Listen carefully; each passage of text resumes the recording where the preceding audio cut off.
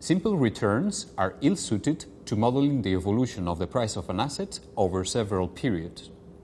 For this purpose, it is more convenient to define log returns. The log returns can be computed in terms of a time series of asset prices. So we have the asset prices at time 0, time 1, ... up to time tn, and these are S0, S1, up to S capital N. The log return will form a time series up to time tn minus 1, and they're defined in this form. They're the logarithm of S evaluated at tn plus 1 over S at time tn. And this definition can be used for n equals 0, 1, up to time n minus 1. The log returns are very convenient to do time aggregation. Let's sum the log return at time tn with the log return at time tn plus 1. This is just the logarithm of Sn plus 1 over Sn plus the logarithm of Sn plus 2 over Sn plus 1. Using the properties of the logarithm, this is simply the logarithm of this product. And now we can simplify the Sn in the numerator and in the denominator, and we get the logarithm of Sn plus 2 over Sn.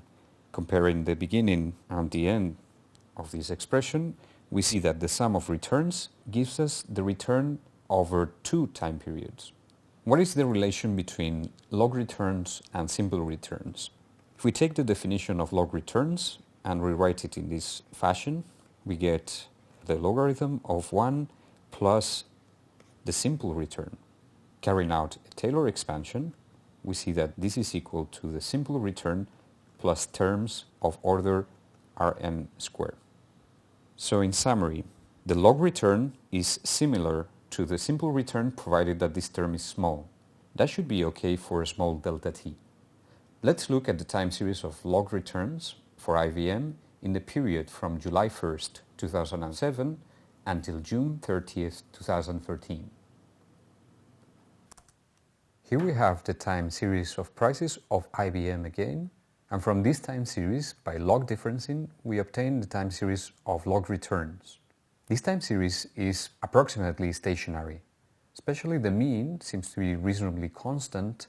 There are periods in which the volatility seems to be increased, volatility clustering, and this one corresponds to 2008.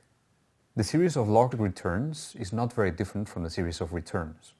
The reason is that the time scale here is only a day, and as we know, for short periods of time, returns and log returns are very similar. We could do the same transformation for Google, and here would be the sequence of prices, and this would be the sequence of returns, or for Siemens. We can write a short program to compute the log returns from the time series of asset prices. The function is called democode log returns. We load the data from the data file that you have created, and then we're going to focus on a single asset. We'll take the 7 first days of IBM prices. Again, we take the transpose so that we get a row vector of prices. The log returns are calculated using this formula. Again, this is the ratio of the prices between the second and the last day and the prices between the first and the day before last. And we take a logarithm to obtain the series of log returns. An interesting property of log returns is their aggregation in time.